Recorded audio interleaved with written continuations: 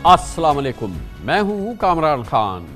कोई भी इस हकीकत से नावाकिफ नहीं कि सिंध में करप्शन का बाकायदा एक सिस्टम काम करता है। पीपल्स पार्टी के 15 साल दौरे इक़्तिदार में ये खूब परवान चढ़ा और हैरानी की बात यह है कि पीपल्स पार्टी की हुकूमत की रुखसती के बाद भी ये सिस्टम बज़ाहिर मुकम्मल तौर पर ख़त्म नहीं हुआ है। अलबत्ता निगरां वज़ीर आला सिंध जस्टिस रिटायर्ड मकबूल बाक़िर की गैर सियासी हुकूमत इसके खात्मे के लिए इक़दामात ज़रूर कर रही है। 2 रोज़ कबल निगरां वज़ीर आला ने वज़ीर रेवेन्यू यूनुस ढागा को महकमा रेवेन्यू के 6 सब रजिस्ट्रार और सेक्रेटरी रेवेन्यू के दफ्तर में काम करने वाले अफसर को सस्पेंड करने को कहा है, जिसके बाद यूनुस ढागा ने इन ऑफिसर्स को इनके ओहदों से हटाकर इंक्वायरी भी शुरू की है। दूसरी जानिब परसों वज़ीर दाखिला सिंध ब्रिगेडियर रिटायर्ड हारिस नवाज ने दावा किया कि कराची में सिस्टम ख़त्म किया जा रहा है, अब कोई सियासी फ्रंटमैन नहीं। उन्होंने कहा कि कराची की ज़मीनों पर कब्ज़ा राज ख़त्म करने का उन्होंने कहा कि ये अब हो रहा है और अब ऐसा मुमकिन नहीं होगा।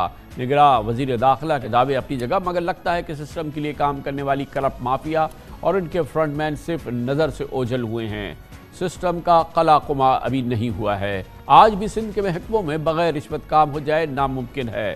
ख़ास तौर पर land revenue, Sindh building control authority, KDA, महकमा खुराक वगैरह तो आज भी करप्ट सिस्टम का गढ़ हैं और ख़ास तौर पर सिंध का एक्साइज और taxation department.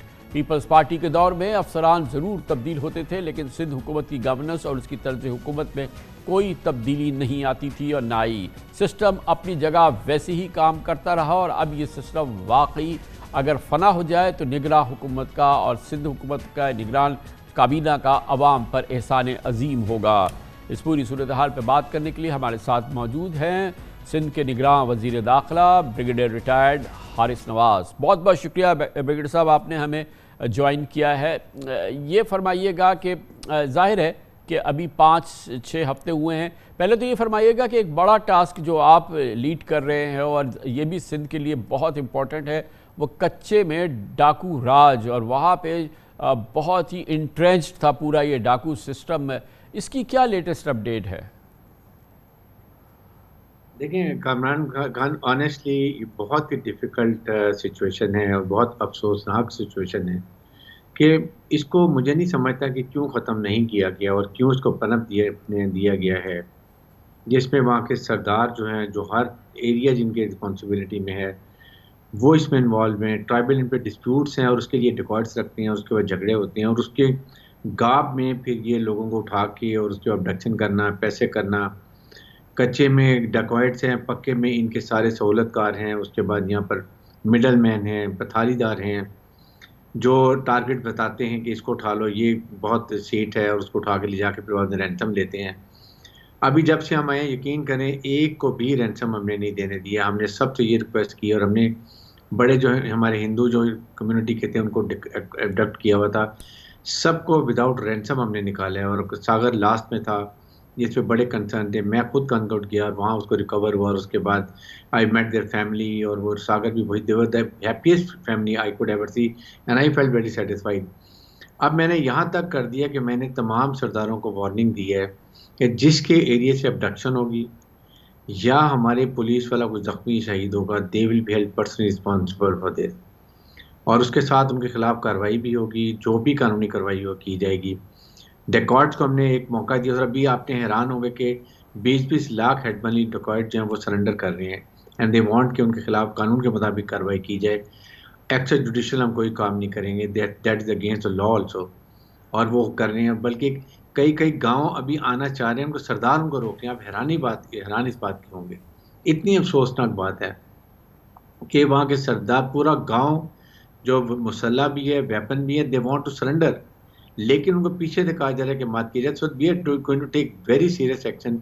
I have told my DIG, next IG police, उसके बाद DIG और SP को कहा जी कि आप चेक करें कौन मना कर रहा है। We are going to be very stern on this action, because I think हमने हर हालत में लॉ एंड ऑर्डर को मेंटेन करना है। यही चीज़ हमारे चीफ मिनिस्टर की ब्रिगेडियर साहब, ये हो गई कच्चे की बात, ये हो गई अंदरून सिंध की बात। शहर कराची में, ये तो शहर है ना, ये तो कराची है, यहाँ तो कोई कच्चा राज नहीं है, यहाँ तो कोई कबीलों की लड़ाई नहीं है, यहाँ तो कोई सरदार नहीं है, मगर यहाँ पे 250-300 आदमी गन पॉइंट पे रोज़ाना लुट रहे हैं और आप देख रहे हैं कि अंधाधुंध लोगों को कत्ल किया जा रहा है सड़कों पर। ठीक है, ये अभी शुरू नहीं हुआ है, ये कई सालों से जारी है, मगर आप लोगों के आने के बाद इसमें बेहतरी होने के बजाय कुछ खराबी होती नज़र आ रही है। देखें, अभी इससे आई फील कि बेहतरी इसलिए हुई है कि अभी हमने 9 डेकॉर्ड्स पुलिस ने मारे हैं, जो बहुत कम पहले हो रहा था। तकरीबन आई थिंक 43 के करीब ज़ख्मी किए हैं। फिर उसके बाद बहुत अरेस्ट कर लिए हैं। हमने एंटी स्मगलिंग के ख़िलाफ़ एक बड़ा सख्त मुहिम शुरू किया। आपको रोज़ाना खबर मिलती होगी, कस्टम इंटेलिजेंस, रेंजर्स, पुलिस साथ लगे हुए हैं। उसके बाद अगर आपने देखा हो कि हमने जो ये पूरा ड्रग माफिया है उसके ख़िलाफ़ बड़ा सख्त एक्शन ले, फैक्ट्रीज बंद कर रहे हैं, गुटखा बहुत छालिया तादाद में ये चीज़ों को पकड़ रहे हैं। लेकिन इशू ये कि ऑनेस्टली इतना ज़्यादा गंद पड़ा हुआ था कि it will take at least 4 weeks. मुझे यकीन करें, अपने इतना यकीन है कि हम 4 हफ्ते में काफ़ी हद तक इसको कंट्रोल करेंगे। I have told my DIGs and SP, मैंने एडिशनल आईजी खादिम हिंद की, हमने सब ने बैठ के एक कॉन्फ्रेंस किया। आई हैव टोल्ड एवरीवन के जिस एचओ के एरिया में ये होगा, I will hold him responsible along with DSP and SP. इसलिए कि अब हम कहा कि हॉट स्पॉट पे हमारे साथ रेंजर्स खड़े होंगे मोबाइल में, जितने एसएचओज एंड डीएसपी हैं they will be in their own area. मगर नज़र तो नहीं आ रहे हैं ब्रिगेडियर साहब, ये 11 हमें कहीं रेंजर्स की पेट्रोलिंग और ये पुलिस की कोई प्रेजेंस और फिर उसके नतीजे में कोई स्ट्रीट क्राइम किसी दिन 10 कम हुए हों या 100 कम हुए हों, वो तो कहीं नज़र नहीं आ रहा है। लोगों को आप देख रहे हैं ना किस तरह से मार रहे हैं सड़कों पे। बहुत ऑनेस्टली है, बहुत ही तकलीफ दे। और मैंने अभी आपको नजर आएंगे एक आध दिन के अंदर कि पूरी प्लानिंग कर ली है हमने, काफ़ी रिकॉर्ड भी ले लिए कौन कौन ऐसे लोग इन्वॉल्व हैं इसके अंदर। वो हमको मेन और सेफ सिटी की हमने, आप यकीन करें, कब से ही खटाई में पड़ा हुआ था, एपेक्स कमेटी में अप्रूव करवा लिया है। और अब ये 2-3 दिन में PC1 बन के इलेक्शन कमीशन में चला जाएगा और बाय हैंड क्लियर करवा के वी विल गेट डाउन 6 महीने में। मुझे उम्मीद है कि हम 1300 कैसे होगा ब्रिगेडियर साहब? ये तो हम 12 साल से रिपोर्ट कर रहे हैं एपिक्स कमेटी। हर साल 2 बार एपिक्स कमेटी होती है, रिस्पेक्टिव कोर कमांडर होते हैं और चीफ मिनिस्टर तो खैर सिंध में एक ही रहते थे, और मिनट्स होती थी, सारी चीज़ होती थी। और 12 साल गुजर गए, उन्होंने सेफ सिटी ना दिया। वो चले गए 15 साल हुकूमत करके, मगर सेफ सिटी नहीं दिया। तो अब 6 महीने में कैसे हो जाएगा सर? 6 महीने में आपको इंशाल्लाह मैं आपको बता रहा हूँ कि 1300 कैमरे जो नए और 2000 पहले हैं ये हम इंस्टॉल करेंगे। NRTC को हमने बिल्कुल क्लियर बता दिया है, हम बड़ी सख्ती से मॉनिटरिंग करेंगे।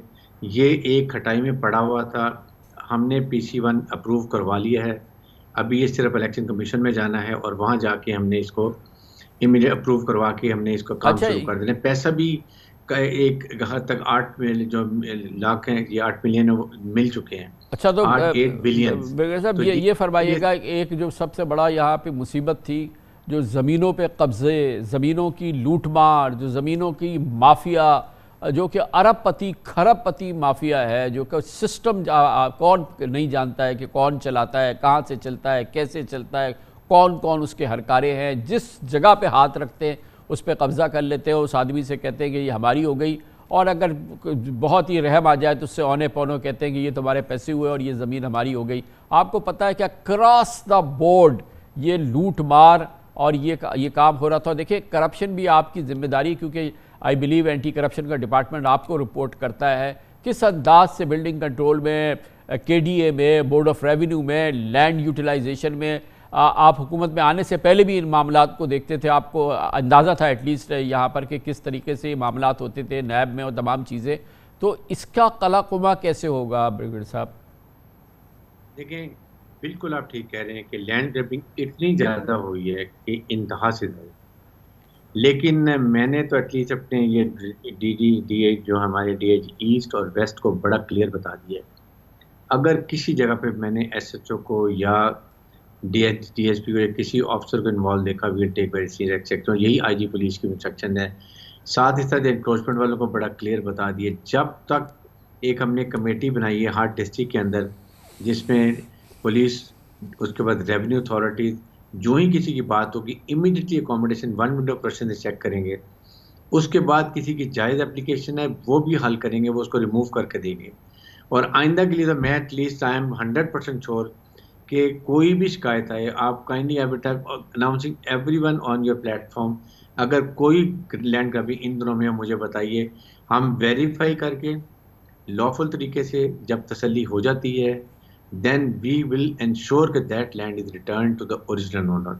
ये मेरे वर्ड्स हैं आपके साथ, इस पे कोई कॉम्प्रोमाइज नहीं। ये इंतहा से ज़्यादा ज़्यादती है, जुल्म की इंतहा है कि राइटफुल ओनर से आप लेके ज़मीन उसको बाद उसको लेकिन कब्जा कर लें, इसकी एक बड़ी जिसमें हमारी ज़ाहिर है कि एग्जाम्पल पुलिस। नज़र आती है ब्रिगेडियर साहब कि अगर जो लोग जिनके नाम लोगों के उंगलियों पे लिखे हुए हैं कि कौन कौन ये यहाँ पे ये काम करता है, इनमें से कोई पकड़ा जाता, उसको कुछ निशान इबरत बनाया जाता है, उसके ख़िलाफ़ कोई कार्रवाई होती, तो वो फिर हमें लगता कि शायद वाकई अब एक्शन हो रहा है। वो तमाम लोग जिनके नाम आप अच्छी तरह से जानते हैं, इंक्लूडिंग जो इसके सर पे बैठा हुआ है लैंड ग्रैबर का, जो इस सिस्टम का बाप है, वो किसी के खिलाफ कोई कुछ कार्रवाई तो नहीं हुई। देखिए, एक्चुअली बात ये है कि ट्रस्ट में हमारा एक है लॉ एंड ऑर्डर मेंटेन करना, उसके बाद anti corruption is not with me, it is under और डिपार्टमेंट के अंदर है। बट जो कुछ हम मेरे से हो सकता है मैं ज़रूर करता हूँ, और ये मैं ज़रूर ये बात, बल्कि अभी हम अगली की जो हमारी कैबिनेट मीटिंग होती है विल रेज दिस पॉइंट कि ये लोगों की प्रॉब्लम रीड्रेस करें। और भी सारा कुछ इन्फॉर्मेशन है कि कौन क्या करता रहे और क्या करके बहुत नुकसान पहुंचाता रहे, सारी इन्फॉर्मेशन है। मेरे ख्याल में वैसे भी अनकरीब आप देखेंगे कि इन लोगों के खिलाफ जिन्होंने इस तरह की करप्शन की है, we don't believe in political victimisation, लेकिन ऐसे लोगों के खिलाफ आपको इंशाल्लाह ज़रूर कोई ना कहीं ये कार्रवाई होती हुई नजर आएगी। इंशाल्लाह इंशाल्लाह। बहुत बहुत शुक्रिया ब्रिगेडियर रिटायर्ड हारिस नवाज, निगरान वज़ीर दाखिला सिंध हमारे साथ थे। कमर्शियल ब्रेक, उसके बाद जिक्र करेंगे हालात में तब्दीली। जनाब नवाज शरीफ पाकिस्तान वापस आ रहे हैं।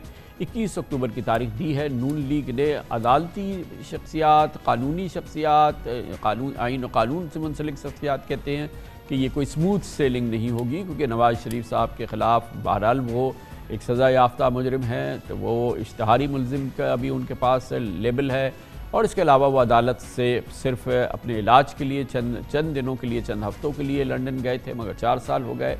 और फिर इन तमाम मामलात से मुंसलिक तमाम कैफियत और उसके बावजूद जनाब नवाज शरीफ की वतन वापसी वो कितनी सहल होगी, कितनी मुश्किल, इस पर बात करते हैं छोटे से वक्फे के बाद।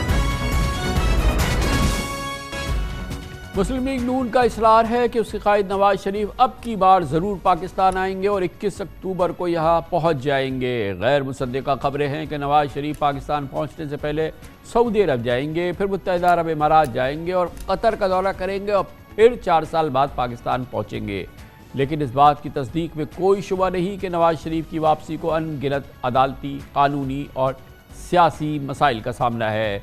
जनाब नवाज शरीफ बहरहाल सज़ा याफ्ता मुजरिम और अदालतों से मफरूर इश्तहारी हैं। नैब के पुराने कानून की बहाली के बाद नवाज शरीफ के खिलाफ तो शाहखाना केस मुंह खोले खड़ा है। एवन फील्ड और अल अज़ीज़िया रेफरेंस में सख्त सज़ाएँ नवाज शरीफ की वापसी की रास्ते की दीवार बन सकती है।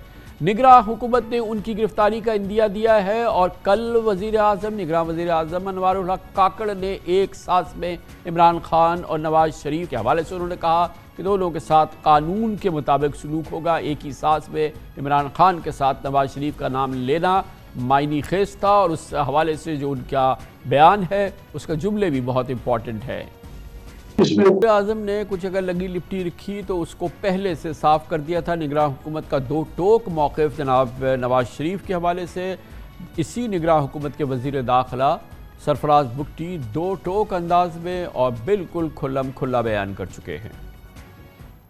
बहुत ही तंज़िया गुफ्तगू थी सरफराज बुगटी की, मगर वज़ीर दाखिला हैं, मगर कानूनी तकाजा है कि गोया नवाज शरीफ 21 अक्टूबर को जब वतन वापस आएँ तो उन्हें अदालत के सामने सरेंडर होना होगा, या बतौर सज़ा याफ्ता मुजरिम निगरान हुकूमत उनको गिरफ़्तार कर लेगी। इस पूरी सूरत हाल पर बात करते हैं। हमारे साथ मौजूद हैं सियासी उमूर के साथ साथ कानूनी उमूर के माहिर भी हैं, सीनियर न्यूज़ एनालिस्ट हैं, न्यूज़ एंकर भी हैं, मुनीर फ़ारूक हमारे साथ मौजूद है। बहुत बहुत शुक्रिया मुनीर फ़ारूक साहब। ये बताइएगा, ये तो नवाज शरीफ साहब का मामला है, लेकिन अगर कोई एक और कोई पाकिस्तानी इस सूरत हाल में ये आता, पाकिस्तान पहुँचता, वो कॉन्विक्ट होता, वो प्रोक्लेम्ड ऑफेंडर होता, वो कोर्ट्स को वांटेड होता, उसके कई केसेस खुले हुए होते, तो इसमें तो कोई दो राय नहीं थी ना कि वो पाकिस्तान उतरता तो उसके साथ क्या होता। अब ये नवाज शरीफ के हवाले से बातचीत हो रही है मियाँ साहब की कि वो गिरफ़्तार होंगे नहीं होंगे, कितनी आसान उनके लिए रहेगा या अमल, लेकिन कोई और पाकिस्तानी होता तो इसमें कोई दो राय नहीं थी उसके साथ क्या होता।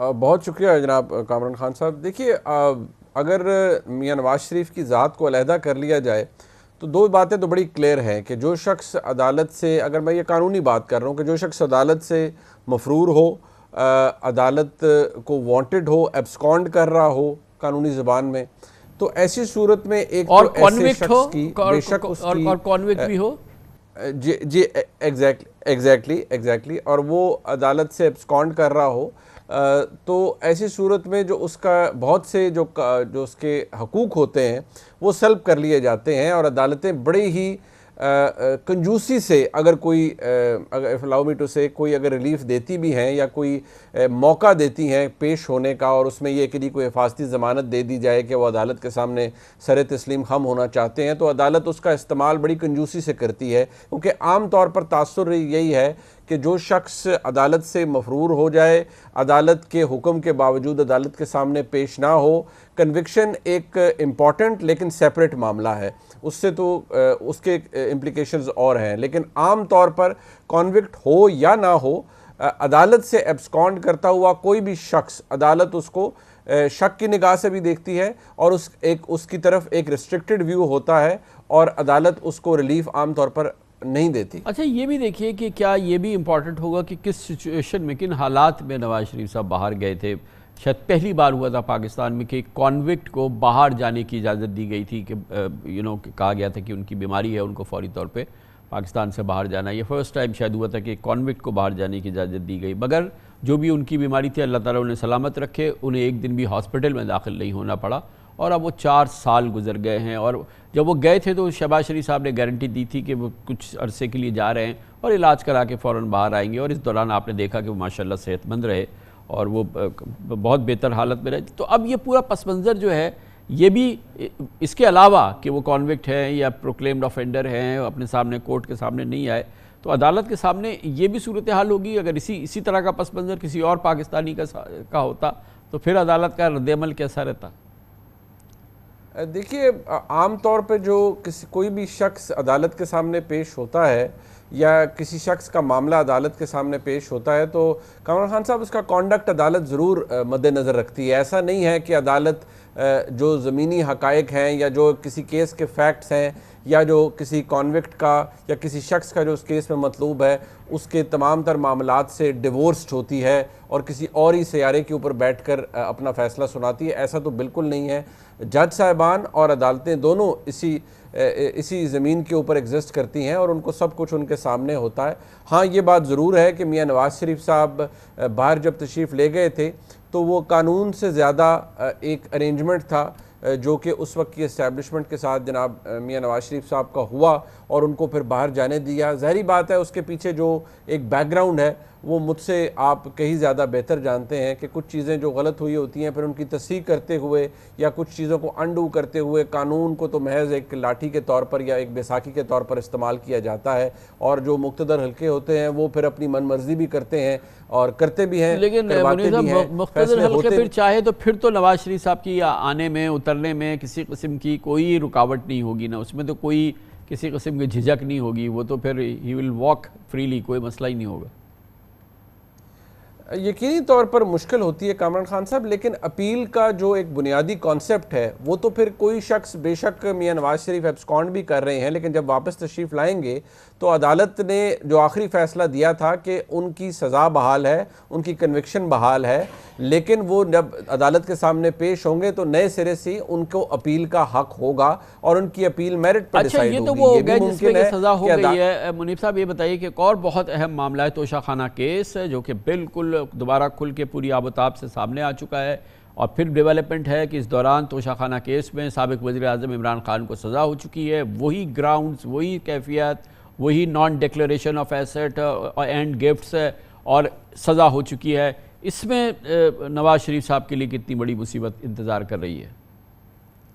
यकीनी तौर पर कामरान खान साहब, अब जो इस वक्त नैब का कानून है वो फ्रॉम द आउटसेट जिस तरह से था, जितना ड्रेकोनियन था सिंस इट्स एग्जिस्टेंस, तो वो उस शेप में दोबारा बहाल है। लिहाजा उस कानून का इस्तेमाल करने वाले जानते हैं कि उस कानून का इस्तेमाल किस तरह से किया जाता है। तो अगर तो किसी की मर्जी मंशा है तो फिर तो बड़ा आसान होगा उस केस के अंदर किसी को गिरफ्तार करना, किसी को तहवील में रखना, किसी के ऊपर रेफरेंस बनाना।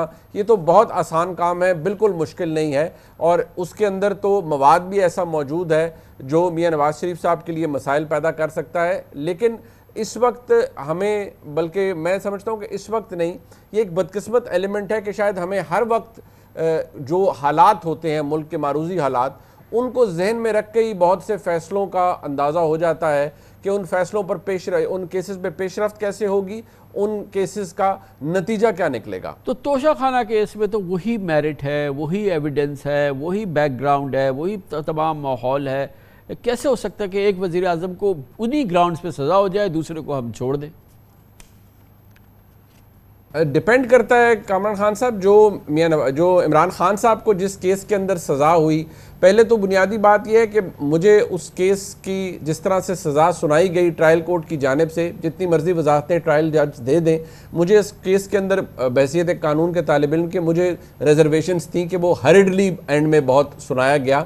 और अगर तो मियां नवाज शरीफ का भी यही मसला है कि उन्होंने तहाइफ लिए और डिक्लेयर नहीं किए, जो कि मैं अभी ऑफ द कफ नहीं आपको बता सकता, मैंने उनकी स्टेटमेंट्स या ऐसे ही जो, है, जो उनके वैसे पेपर्स थे वो देखे नहीं इलेक्शन कमीशन के सामने। हाँ बिल्कुल, अगर आप फरमा रहे हैं अगर ऐसा ही है तो फिर तो वही मेयार जो कि ऑलरेडी इमरान खान साहब के केसेस के अंदर सेट हो चुका है, तो उसी मेयार के ऊपर मियां नवाज शरीफ साहब के खिलाफ भी फैसला आ सकता है, उसी मेयार के ऊपर भी मियां नवाज शरीफ साहब के खिलाफ भी मामला आगे चल सकते हैं। बहुत बहुत शुक्रिया मुनीर फारूक साहब हमारे साथ थे। कमर्शियल ब्रेक के दौरान न्यूज़ हेडलाइंस देखें, जिसके बाद हम अपने प्रोग्राम के बाकी हिस्से के साथ वापस आएंगे। तकरीबन 2 हफ्ते कबल सुप्रीम कोर्ट ने नैब कवानीन में की गई तरामीम को कलअदम करार दिया था, जिसके बाद से नैब पूरी कुव्वत से दोबारा मुतहर्रिक है। खूब धड़ाधड़ करप्शन की इंक्वायरीज, इन्वेस्टिगेशन और रेफरेंसेस खुल रहे हैं। अभी तक मुल्क भर की एहतसाब अदालतों में 450 से ज़ायद केसेस खोले जा चुके हैं। गुज़िश्ता रोज़ एक बहुत अहम पेशरफ में नून लीग के सीनियर रहनुमा और साबिक वज़ीर ख़जाना इसाक डार के खिलाफ आमदन से ज़ायद असासा जात रेफरेंस दोबारा खोल दिया गया और इसाक डार को 10 अक्टूबर को तलब कर लिया गया है। इसके अलावा आज ही DG नैब सिंध ने साबिक वज़ीर आज़म शाहिद खाकान अब्बासी के खिलाफ मुकदमे समेत 28 नैब केसेस कोर्ट कराची में भिजवा दिए हैं और शाहिद खाकान अब्बासी के खिलाफ मुकदमा 24 अक्टूबर को समाअत के लिए मुकर्रर कर दिया गया है। गुज़िश्ता रोज़ पीपल्स पार्टी के रहनुमा डॉक्टर आसिम के खिलाफ 17 अरब रुपए की करप्शन का केस भी बहाल हो गया था और उन्हें 7 अक्टूबर को तलब कर लिया गया है। नैब कवानीन में तरमीम के खिलाफ सुप्रीम कोर्ट के फैसले के बाद नैब केसेस के रिकॉर्ड गाड़ियों में भरकर नैब इस्लामाबाद, लाहौर और कराची की एहतसाब अदालतों में भेजे गए हैं। इस हफ्ते नैब लाहौर की 10 अदालतों में 118 रेफरेंसेस वापस जमा कराए गए, जिनमें साबिक वज़ीर आज़म शहबाज शरीफ, हमजा शहबाज और सुलेमान शहबाज शरीफ के खिलाफ रमज़ान शुगर मिल्स रेफरेंस और मनी लॉन्ड्रिंग रेफरेंस भी शामिल है। और अब इत्तलात है कि मनी लॉन्ड्रिंग रेफरेंस में अनकरीब कार्रवाई का आगाज किया जाएगा। इसी तरह इस्लामाबाद की एहतसाब अदालतों में 44 रेफरेंसेस का रिकॉर्ड जमा कराया जा चुका है, जिसमें साबिक वज़ीर आज़म नवाज शरीफ, यूसुफ रज़ा गिलानी और साबिक सदर आसिफ अली जरदारी के खिलाफ तोशा खाना रेफरेंस का रिकॉर्ड भी शामिल है। इसके अलावा आसिफ अली जरदारी के खिलाफ 8 अरब की मशकूक ट्रांजेक्शन और पाकलैंड रेफरेंस भी बहाल हो गया है, जिसमें उनके साथ उनके दोस्त अनवर मजीद और उनके बेटे एजी मजीद भी नामजद हैं। साबिक वज़ीर आज़म यूसुफ रज़ा गिलानी के खिलाफ यूनिवर्सल सर्विसेज फंड रेफरेंस भी खोल दिया गया है और मजमूई तौर पर आसिफ जरदारी के खिलाफ 8 रेफरेंस से 5 दोबारा खुल चुके हैं, जबकि ओमनी ग्रुप के खिलाफ 15 रेफरेंसेस बहाल हुए हैं। इसी के साथ साबिक वज़ीर आज़म राजा परवेज अशरफ के खिलाफ कार के रेंटल, मुराद अली शाह के खिलाफ नूरी आबाद और सलीम मांडवी वाला के खिलाफ किडनी हिल रेफरेंसेस भी बहाल हो चुके हैं। बहाल होने वाले करप्शन रेफरेंसेस के अंबार के पस मंजर में इस्लामाबाद की एहतसाब अदालत नंबर 2 और 3 में मजीद जजिस की तैनाती के लिए नैब ने वजारत कानून से मदद मांगी है, जिस पर अभी तक कोई पेशरफ नहीं हुई है। साथ ही प्रोसिक्यूटर जनरल नैब का ओहदा खाली हुए 2.5 हफ्ते हो चुके हैं, मगर अभी तक इस अहम ओहदे पर तैनाती नहीं हुई है। साबिक प्रोसिक्यूटर जनरल नैब असगर हैदर 9 सितंबर को मुस्ताफ़ी हो गए थे। इसके अलावा चेयरमैन नैब लेफ्टिनेंट जनरल रिटायर्ड नज़ीर अहमद भट्ट ने करप्शन केसेस की तहकीकात और तफ्तीशी कार्रवाइयों में मदद के लिए state bank, securities exchange commission के अलावा हसास इदारों के अफसरान की खिदमात भी हासिल कर ली हैं। गोया कि नैब अपनी पूरी जाहो जलाल से बहाल हो चुका है। वो तमाम केसेस जो कि लगता था कि किस्सा पारीना बन गए हैं, मगर वो किस्सा पारीना नहीं बने और पूरी कुव्वत से वापस आ गए हैं। और पाकिस्तान की सियासी लीडरशिप अब इन नैब केसेस के निशाने पर है। इसमें पाकिस्तान पीपल्स पार्टी की लीडरशिप जनाब आसिफ अली जरदारी बशमूल तमाम उनके चोटी के रहनुमा शामिल है और दूसरी जानिब शहबाज शरीफ खानदान इसमें शामिल है, जनाब नवाज शरीफ खुद शामिल हैं। इस नई सूरत हाल पर बात करते हैं, इस लाहौर जाएंगे जहां पर हमारे नुमाइंदे खुसूसी हसन रजा मौजूद हैं।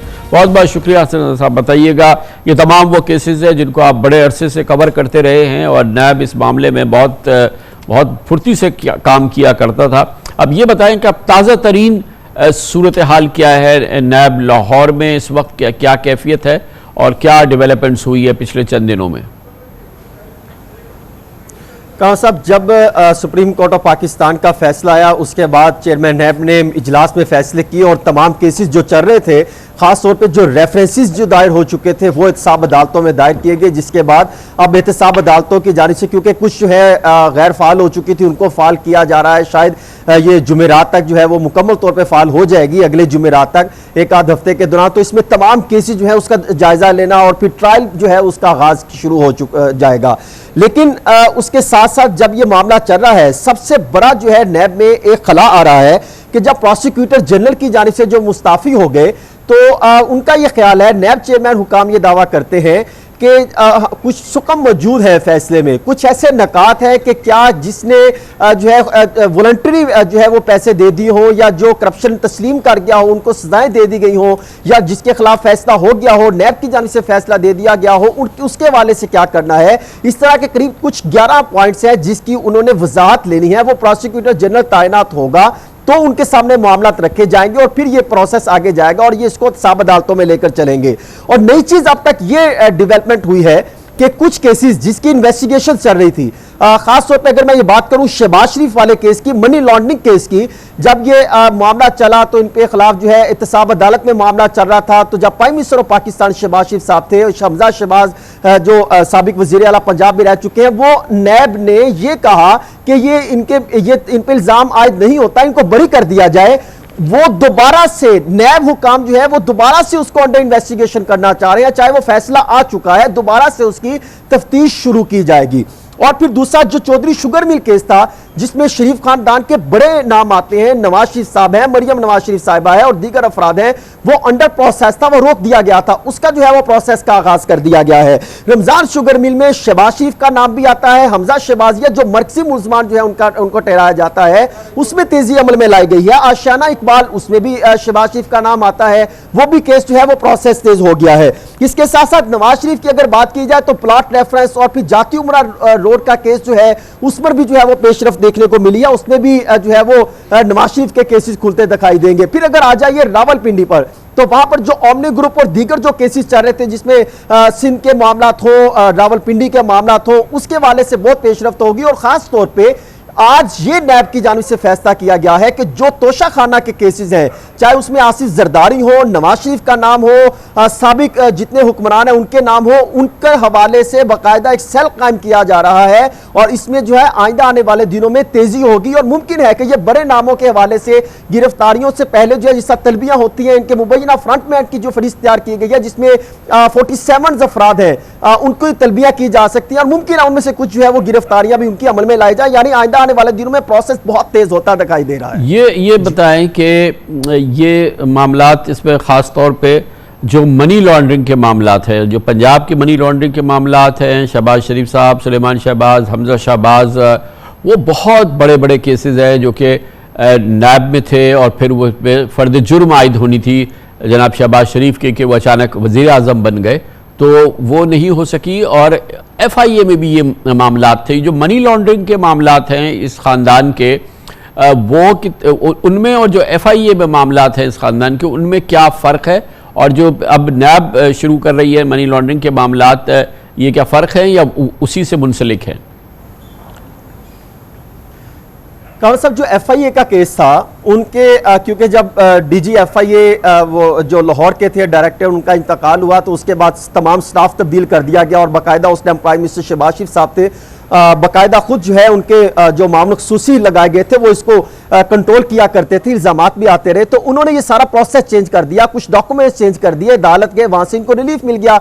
सेम केस नैब में भी हुआ और नैब में भी 7 अरब 32 करोड़ रुपए के इल्जामात लगाए गए थे और जब वहां पर गए तो वहां पर बताया गया इन पर तो इल्जामात बेबुनियाद हैं। वो जो लगाया जाता था जाली बैंक अकाउंट्स का, वो जो इल्जाम लगते थे कि वो फलां उनका जो है वो चौकीदार है, मुलाजमीन है, उनके खिलाफ अकाउंट्स खुलवाए गए और पैसे ट्रांसफर किए जाते रहे, मनी लॉन्ड्रिंग की जाती रही, तमाम को जो है वो नजरअंदाज करते हुए ये लिखा गया नैब की तरफ से कि इनको जो है वो बिल्कुल क्लियर कर दिया जाए। अब क्योंकि वो तो क्लियर हो चुका, लेकिन क्योंकि जब अगर देखा जाए चौधरी शुगर मिल में जो पैसा इस्तेमाल हुआ और फिर रमजान शुगर मिल में जो पैसा इस्तेमाल हुआ वो घूम के मनी लॉन्ड्रिंग जो की गई वहां से पैसा इनके लिए जेरे इस्तेमाल में लाया गया, तो वो प्रोसेस मनी ट्रेल तो ऑटोमेटिकली वहां पर स्टैंड करती है, तो इसको नजरअंदाज नहीं किया जा सकता। तो यूं जो नैब के कुछ हुकाम से जो मेरी बात हुई है वो ये दावा करते हैं कि यूं अगर देखा जाए तो वो जो मनी लॉन्ड्रिंग का केस जो नैब ने आज से कुछ चंद माह पहले माफ कर क्लीन चिट दी थी वो दोबारा रीओपन होगा और उसके हवाले से हो सकता है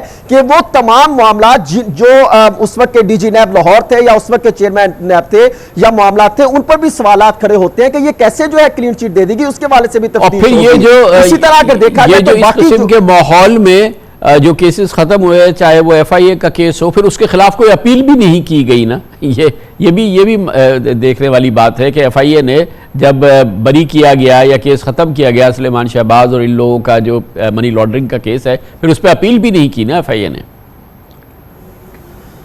कामरा साहब, मुझे याद है खुद वफाकी वजीर दाखिला राना सनाउल्लाह साहब ने मॉलर टाउन जो इनका ऑफिस है नून लीग का, वहां पर उन्होंने एफआईए हुकाम को अफसरान को तलब किया और इसी तरह उस वक्त मैं इस्लामाबाद में मौजूद था जब उन्होंने मिस इंटीरियर वहां पर बाकायदा तौर पे उस वक्त के डीजी एफआईए और दीगर अफसरान को तलब किया। मैं वहां मौजूद था जहां पर मीटिंग हुई और बाकायदा तौर पे मेरे पास ये इतला थी कि ये फैसले हुए हैं कि ना तो दोबारा अपील की जाएगी और ना ही इस पर जो है पेशरफ्त का आगाज किया जाएगा। और उससे पहले भी अगर देखा जाए तो ऑफिसर्स की तैयारी करवाई जाती थी, कौन सा डॉक्यूमेंट्स आपने इत्तेसाब अदालत या वहां पर जाके पेश करना है, क्या रिपोर्ट लेकर जानी है, किस तरह आपने क्लीन चिट देनी है, बाकायदा उस वक्त ये प्रोसेस किया गया और उसके बाद ये अदालतों में गया। आप अंदाजा करें 7 अरब 32 करोड़ रुपए का अगर एक मनी लॉन्ड्रिंग का केस बनता है, उसमें आप एक पेपर निकाल दें और तमाम के ये क्लीन चिट होगी, तो वो जो इतने मनी लॉन्ड्रिंग बनी, जो इतने खतरनाक किस्म के इल्जामात लगे, जो ट्रांसफर की बाकायदा चेक की और मनी ट्रेल की जो डॉक्यूमेंट्स हमें दी गई, नैब हुकाम की तरफ से दी गई, वही ऑफिसर से जिनकी तरफ से दी गई,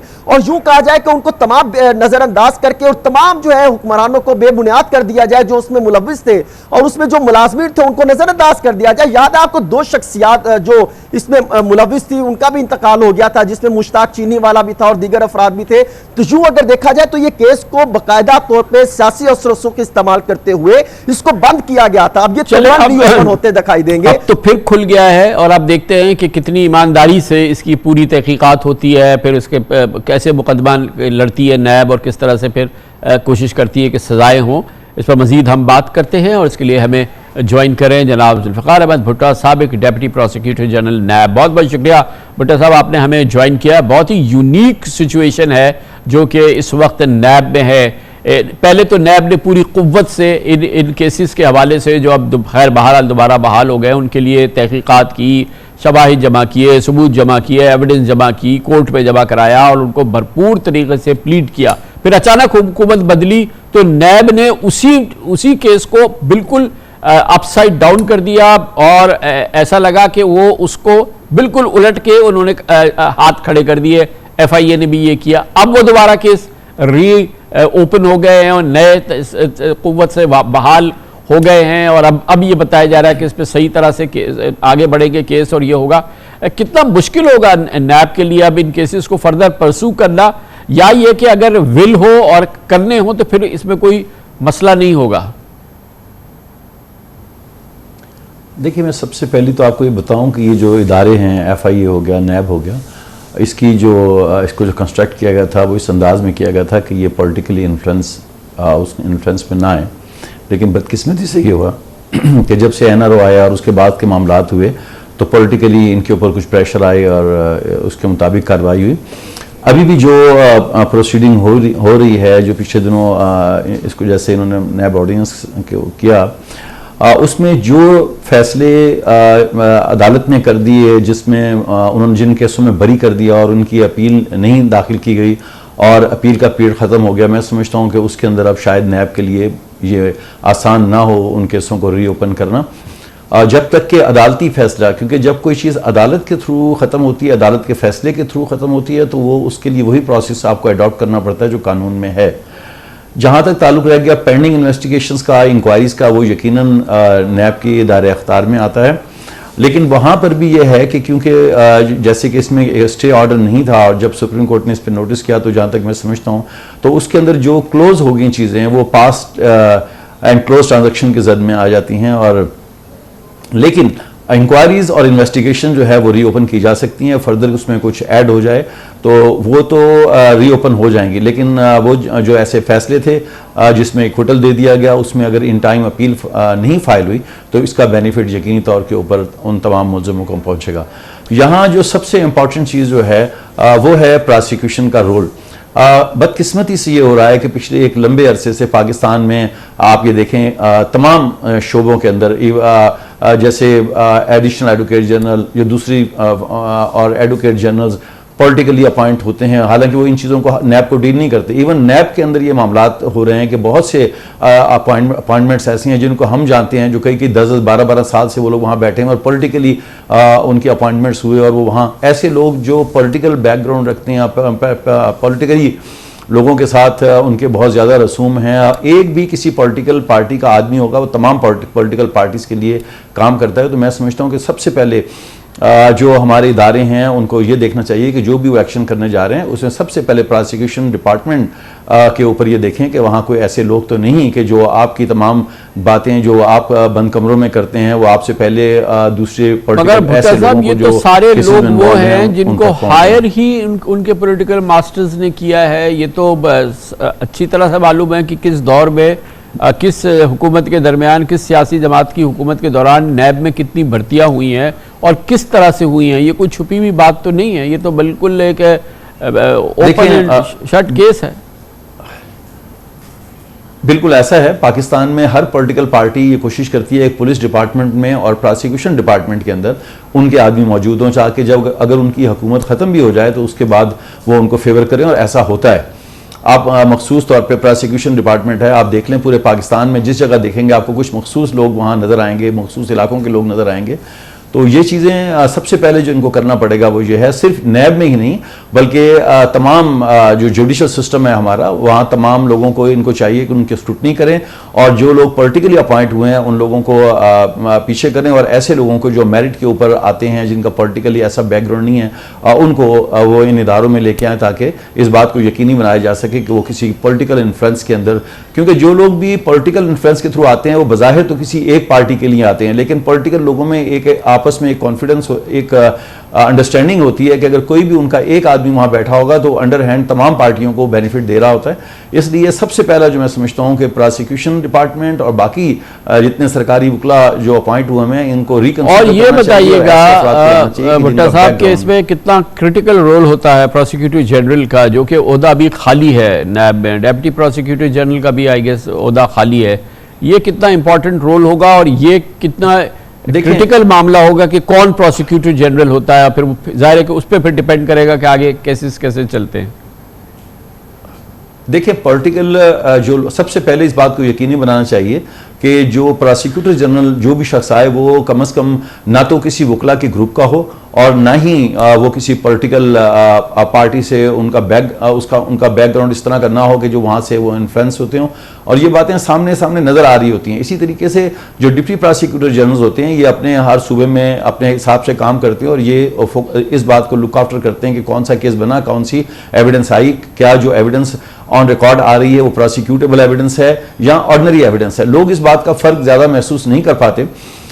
जो बेसिकली जो केसेस के अंदर होता है, जो प्रोसिक्यूटेबल एविडेंस होती है जिसकी बुनियाद के ऊपर सजा दी जा सकती है, अनफॉर्चुनेटली ये होता है कि हमारे यहाँ जितने जो पॉलिटिकली अपॉइंटेड लोग होते हैं वो कोशिश ये करते हैं कि वो कहते हैं जी आपने केस तैयार करना है और उसमें कई सौ हज़ारों के हिसाब से पेजेस लगा दिए जाते हैं, अननेसेसरी पेजेस भी लगा दिए जाते हैं। नतीजा ये निकलता है कि एक जो शख्स प्रोसिक्यूशन विटनेस जब कोर्ट में आता है तो वो कई कई दिनों तक उसके ऊपर बहस होती रहती है और उसके नतीजा निकलता है वो इस तरीके से प्लान किए जाते हैं कि 7-8 साल तक जो है वो बाकायदा मंसूबे के तहत ये किया जाता है। वो अंदर के लोग जो हैं वो मुलजिम के साथ मिले होते हैं, मेगा करप्शन के मुलजमान के वो खुद हायर हुए हुए होते हैं, फिर वो केस ऐसा बनाते हैं, तरीक़ाकार ऐसा अपनाते हैं जिसमें केस चलता ही रहे सारी जिंदगी। और यही वजह है कि 10-10 साल केस चलने के बाद खत्म हो जाती है, अपनी हुकूमत आ जाती है और अल्लाह अल्लाह खैर से अल्लाह हो जाता है। बहुत शुक्रिया जनाब जुल्फ़िकार अहमद भुट्टो हमारे साथ है, साबिक डेप्टी प्रोसिक्यूटर जनरल थे नैब के। कमर्शियल ब्रेक, उसके बाद जिक्र करते हैं CPEC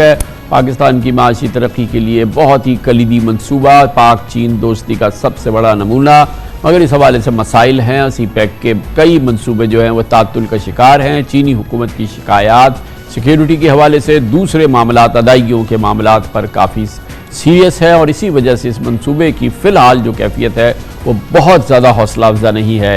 इसकी बात करते हैं छोटे से वक्फे के बाद।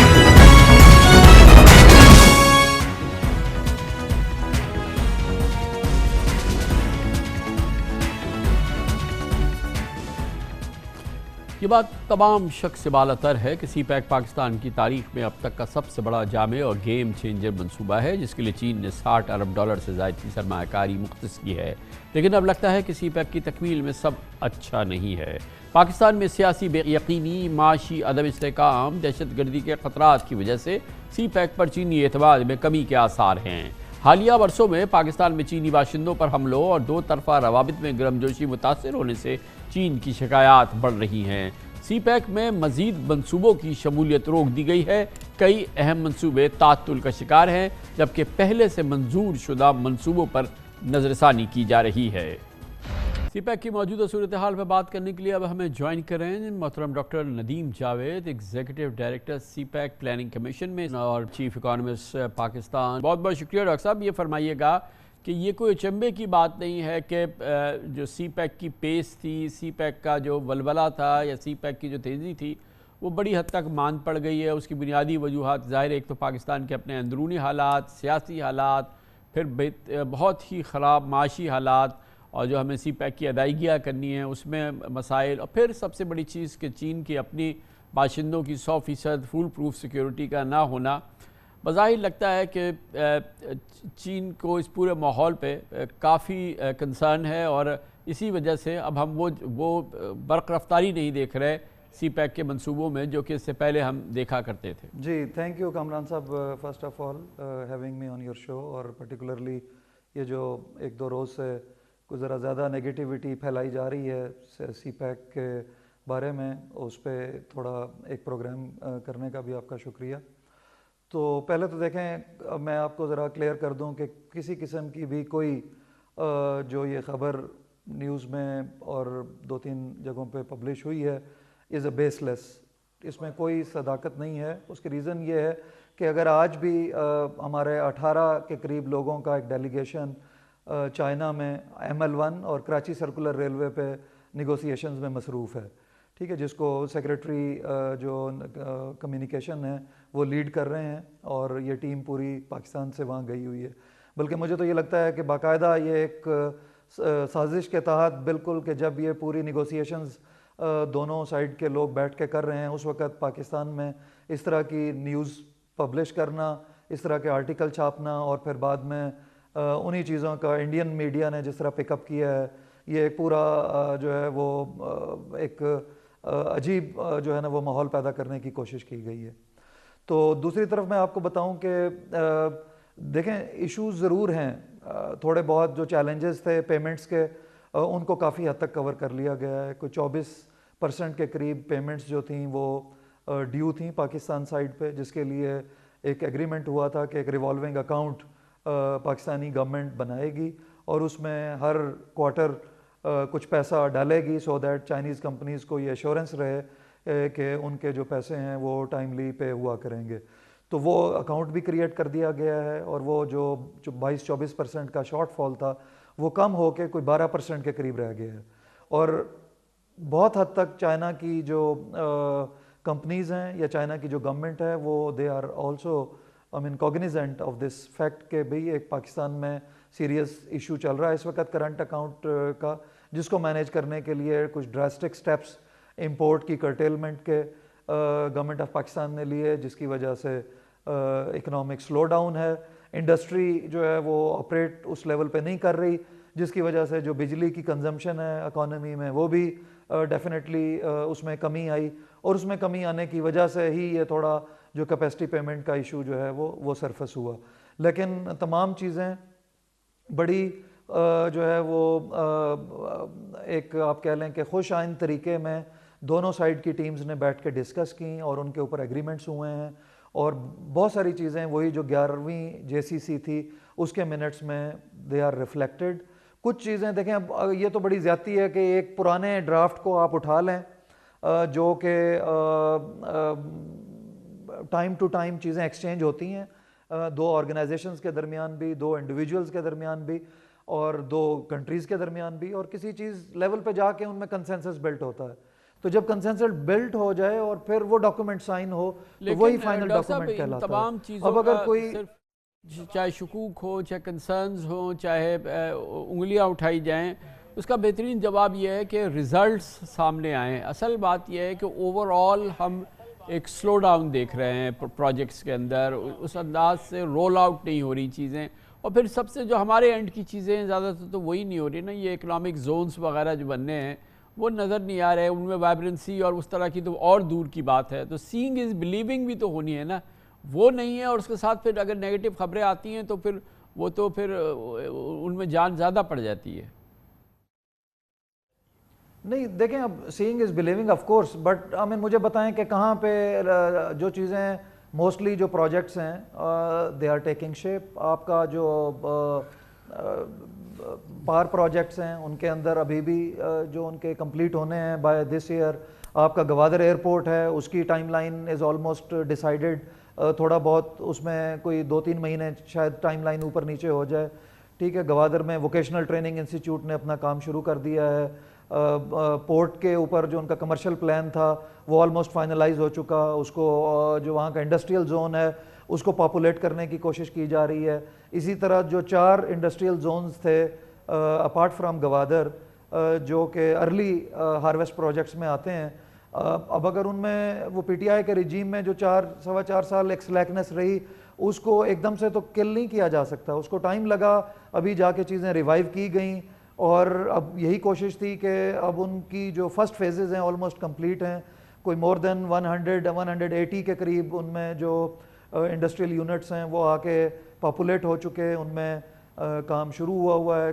कहीं पे कोई गैस और बिजली के कनेक्शंस के इश्यूज हैं उनको भी अभी लास्ट वीक मिनिस्टर जो हैं केयर टेकर समी सईद साहब ने एक मीटिंग की और उसमें हमने उन इश्यूज़ को टेकअप किया रेलिवेंट इदारों के साथ, और उनके साथ टाइमलाइन सेट की हैं कि इन मसाइल को फौरी तौर पे मसाइल वो तो हल करेंगे। डॉक्टर साहब भाई और हमारी चाइना तरफ के से साथ ही है हमने- ना, जाहिर है कि इसमें तो कोई शक नहीं है, चाहे चाइनीज़ सिटीजन्स की सिक्योरिटी हो, चाहे इकोनॉमिक जोन्स के अंदर इंफ्रास्ट्रक्चर और डेवलपमेंट के काम करने थे वो हमने नहीं किए, अगर हम पेमेंट्स नहीं कर पा रहे तो वो भी हम नहीं कर पा रहे, तो बुनियादी कसूर और कसूरवार तो हम खुद हैं। फिर ये पॉलिटिकल इंस्टेबिलिटी, चाइना जैसे मुल्क में जहाँ पर 50 साल का पता होता है कि कब का क्या होगा, वहाँ पर उनका वास्ता उस मुल्क से पड़ जाए जहाँ का अगले 2 महीने का नहीं पता कि इलेक्शन होंगे या नई हुकूमत होगी, कौन रहेगा कौन जाएगा, तो ये तो सारा हमारा अपना किया हुआ है।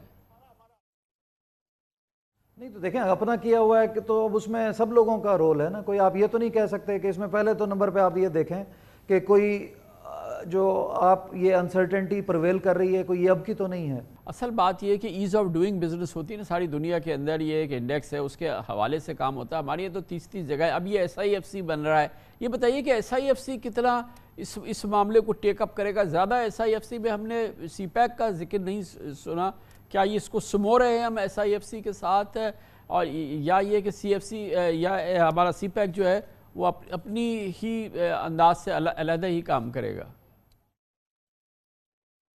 नहीं खान साहब देखें, SIFC is investment facilitation framework, और उसमें बहुत सारी वो इन्वेस्टमेंट जो हम एक्सपेक्ट कर रहे हैं फ्रॉम अदर देन चाइना, ठीक है, उसके लिए एफर्ट की जा रही हैं, जिसमें ज़्यादातर मिडल ईस्ट, यूरोप और बाकी पार्ट्स ऑफ द वर्ल्ड से वी आर एक्सपेक्टिंग, और उसमें काफ़ी एक्साइटमेंट है। कुछ जगहों से हमारे पर्टिकुलरली माइनिंग के सेक्टर में और हमारे एग्रीकल्चर सेक्टर में, तो उन्हीं चीज़ों के ऊपर ज़्यादा फोकस है।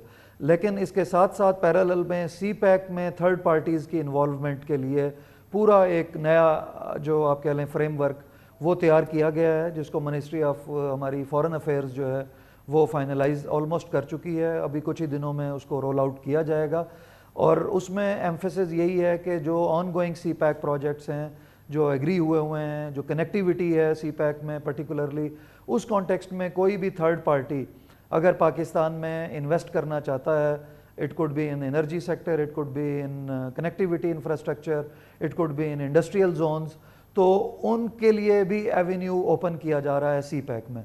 तो ये दोनों चीज़ें कोई ये नहीं है कि एक दूसरे का सब्स्टिट्यूट हैं, बल्कि ये दोनों SIFC और CPEC एक दूसरे को कॉम्प्लीमेंट करेंगी और दोनों जो है वो बिल्कुल पैरेलल में एफर्ट्स हैं जो गवर्नमेंट ऑफ पाकिस्तान की, वो इसी तरह पैरेलल में चलती रहेंगी। ये इसमें कोई ऐसा डॉक्टर साहब ये कितना बड़ा इशू है कि ज़ाहिर CPEC का एक बहुत बड़ा फोकस जो है पावर प्रोजेक्ट्स हैं। अभी जितनी हमारे पास बिजली है हम उसको इस्तेमाल नहीं कर पा रहे, हमें कैपेसिटी पेमेंट्स उसकी वजह से करनी पड़ती है, बहुत बड़ा ड्रैग है। उसके बाद ये और कई प्रोजेक्ट्स जो थे वो पाइपलाइन में हैं मुख्तलिफ कैटेगरीज़ के अंदर, और वो भी पावर प्रोजेक्ट्स हैं। वो तो अब हमें फ़िलहाल उसकी उस तरह से तो ज़रूरत है ही नहीं, तो वो पूरा जो विज़न है वो तो उससे हर्ट हुआ है।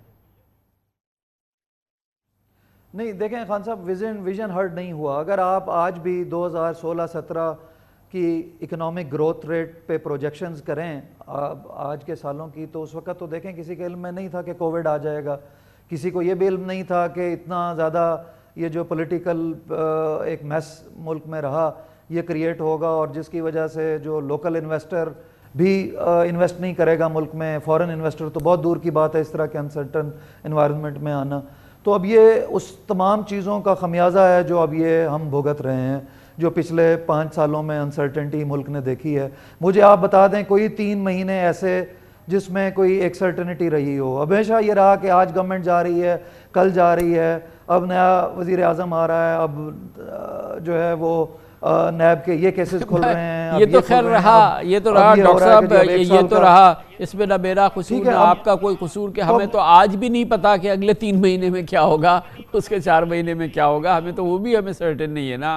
चले आज हो जाता सर्टेन तो बात हो जाती, आज हमें पता चल जाए कि ये निज़ाम, हमें आज ये पता चल जाए डॉक्टर साहब कि ये निज़ाम वट एवर ये है, ये रहेगा 5 साल, ये रहेगा 3 साल, तो सब सुकून में आ जाएंगे, वो उसको लेके आगे बढ़ेंगे। मैं एक सिर्फ सर्टेनिटी के लिहाज से बात कर रहा हूँ, स्टेबिलिटी के लिहाज से बात कर रहा हूँ। आज तो दे दे हम स्टेबिलिटी जी। नहीं इंशाल्लाह, तो अभी देखें आप सब लोग जो इसी चीज़ पे फोकस कर रहे हैं, और आई थिंक बहुत जल्द ये क्लैरिटी जो है वो आ जाएगी। जब भी नया इलेक्शन होता है उसके नतीजे में जो गवर्नमेंट आएगी वो होपफुली कंटिन्यू करेगी, और ये स्टेबिलिटी उसके बाद ही मुमकिन होगी।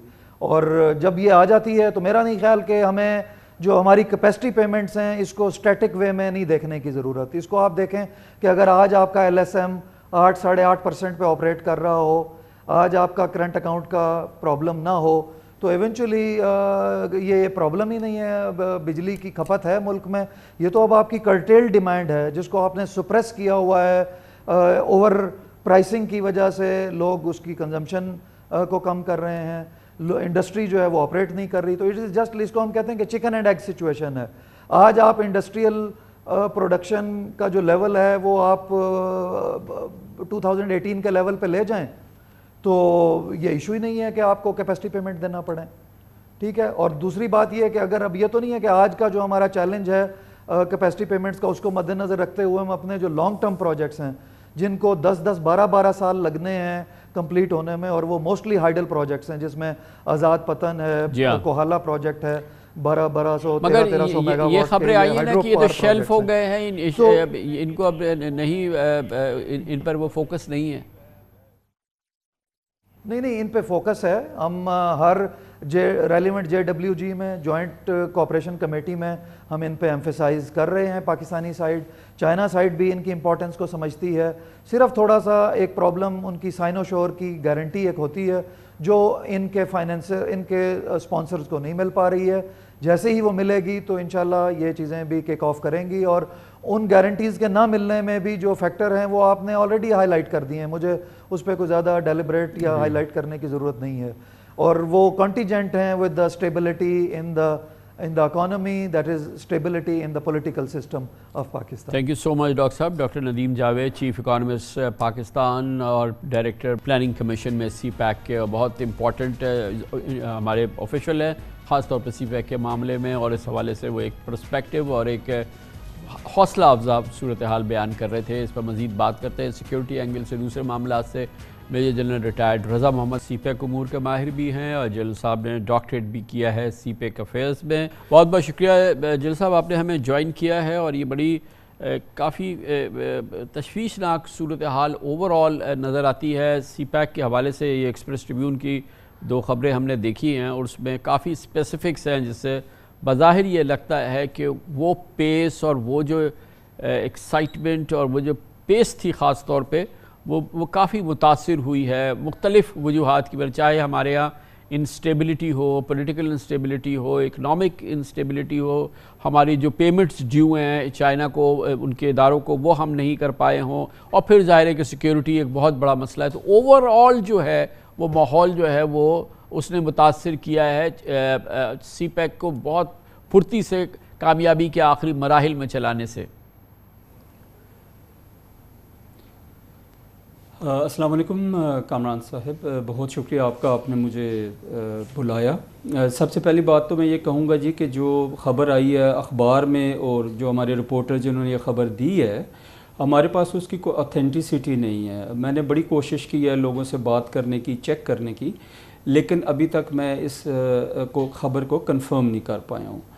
हाउएवर, जैसे आपने फरमाया कि ज़ाहिर है कोविड का इशू था, फिर हमारे अंदर पॉलिटिकल इंस्टेबिलिटी थी, इकोनॉमिक इंस्टेबिलिटी थी, तो उस वजह से हमारे CPEC के प्रोजेक्ट पे कुछ असर ज़रूर पड़ा है।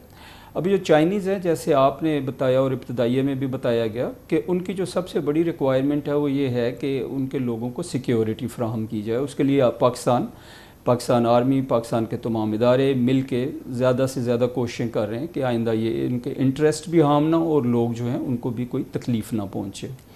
लास्ट मैं अगले सवाल से पहले ये अर्ज़ करना चाहूँगा कि हमें चाइना को समझना चाहिए। चाइना एक सिविलाइजेशनल स्टेट है, वो बहुत खामोशी से, बहुत सब्र से काम करते हैं और हमेशा उन्होंने हमारा साथ दिया, और हमें बिल्कुल भी इस चीज़ को नेगेटिव नहीं लेना चाहिए जी कि बहुत कोई गड़बड़ होगी। जब भी जॉइंट वर्किंग कमेटी के इजलास होते हैं, वहाँ पे कई प्रोजेक्ट्स होते हैं, वो डिस्कशन होती है उनके ऊपर, और कुछ प्रोजेक्ट जो होते हैं फौरी तौर पे कबूल हो जाते हैं, कुछ प्रोजेक्ट्स के ऊपर डिस्कशन आगे चलनी होती है और उसको फिर अगली दफ़ा आप जॉइंट वर्किंग ग्रुप की मीटिंग में ले जाते हैं। तो इसलिए मेरे ख्याल में हमें कोई भी अलार्मिंग सिचुएशन जो है वो नहीं क्रिएट, अलार्मिंग नहीं होगी जल साहब, अलार्मिंग बिल्कुल नहीं होगी, और ना ही आई होप कि अलार्मिंग है सिचुएशन। लेकिन बहुत ही डिफ़िकल्ट सिचुएशन है पाकिस्तान के लिए, क्योंकि बहरहाल हमारे जो गिवन सिक्योरिटी सिचुएशन है, जिसकी वजह भी हमारा पाकिस्तान और चीन का CPEC मंसूबा है, जिसकी वजह से एक्सटर्नल थ्रेट्स आ रहे हैं, एक्सटर्नल ये तमाम मनूवरिंग हो रही है और एक्सटर्नल फंडेड कैंपेन हो रही है इसको डिस्टर्ब करने की। तो उसमें हम 100% सिक्योरिटी भी तो नहीं दे सकते ना, हम ज़रूर बहरहाल हमारी ज़िम्मेदारी है, लेकिन क्या करें कि हम नहीं। मगर जैसे कि आपने फरमाया कि चीनी हुकूमत भी समझती है ना कि ये एक्चुअली टारगेट जो है वो पाक चीन और CPEC और बेल्ट एंड रोड इनिशिएटिव है जिसकी वजह से हो रहा है। तो इसमें पाकिस्तान की ज़िम्मेदारी ज़रूर है, मगर इसके एक्सटर्नल फैक्टर्स बहुत ज़्यादा स्ट्रॉन्ग हैं। जी, मेरी जितनी दफ़ा भी कामरान खान साहब चाइनीज़ लोगों से मुलाकात हुई, डिस्कशन हुई, वो इस चीज़ को बहुत अच्छी तरह समझते हैं कि ये एक प्रॉपर कैंपेन है, फॉरेन फंडेड एक मिशन है कि उन्होंने CPEC को और बेल्ट एंड रोड इनिशिएटिव को स्कटल करना है, नाकाम करना है। और जब तक ये CPEC रहेगा ये हमें ख़तरात तो रहेंगे, लेकिन मैं उसकी दूसरी तरफ ये भी कहना चाहूँगा कि जितने ज़्यादा ख़तरात हम समझते थे उतने ज़्यादा नहीं है। स्टिल बहुत ज़्यादा इम्प्रूवमेंट की ज़रूरत है सिक्योरिटी एनवायरनमेंट में। नंबर 2 जो आपने फरमाया बड़ी सही बात है जी, जब तक पॉलिटिकल स्टेबिलिटी नहीं होगी तब तक जो है वो मुश्किल लगता है कि अगले मरहले पे हम जाएं। मेरे ख़्याल में हमारे चाइनीज़ दोस्त भी जो हैं वो भी इंतज़ार कर रहे हैं कि मुल्क में इलेक्शन हो, नई गवर्नमेंट आए, कोई पॉलिटिकल स्टेबिलिटी आए, इकोनॉमिक स्टेबिलिटी आए तो आगे चलें। लेकिन मैं आपको ये यहाँ पे ये ज़रूर कहता चलूँगा जी कि जो हमारे प्रोजेक्ट थे जो चल रहे थे अभी भी चल रहे हैं, इंफ्रास्ट्रक्चर 90% तक मुकम्मल हो गया, एनर्जी कॉरिडोर एनर्जी जो थी वो मुकम्मल हो गई। जहाँ पे कमी है वो हमारी तरफ से, आई वुड से कि ये अगर सिक्योरिटी में कोई थोड़ी लैक्सिटी हो जाती है या फिर हमारे पॉलिटिकल सिचुएशन ख़राब है, ये भी हमारी वजह से। और जो स्पेशल इकनॉमिक जोन है उनको बहुत जल्दी हमने ऑपरेशनलाइज करना था, लेकिन आज 10 साल होने को हैं जोन्स भी नहीं हुए जनरल साहब, सिक्योरिटी भी फुल प्रूफ नहीं हुई, और फिर हम एक बड़ा सीरियस इशू है ना कि हमारे जो पेमेंट्स ड्यू हैं हम वो भी नहीं कर पा रहे हैं ना। जी मैं आपसे एग्री करता हूँ जी, हमें इस चीज़ से बिल्कुल नज़रें नहीं चुरानी चाहिए। ये बिल्कुल हमारी ऐसी चीज़ें हैं जिन्हें हमें इम्प्रूव करना चाहिए। बहुत बहुत शुक्रिया। मेजर जनरल रिटायर्ड रज़ा मोहम्मद हमारे साथ हैं, सीपैक अफेयर्स के माहिर, डॉक्टरेट हैं सीपैक अफेयर्स के, हमारे साथ थे। इसके साथ ही हमारे आज के प्रोग्राम का इख्तिताम होता है। कल आपसे फिर मुलाकात होगी इंशाअल्लाह। कल तक के लिए कामरान खान को इजाज़त। अल्लाह हाफ़िज़। नासिर।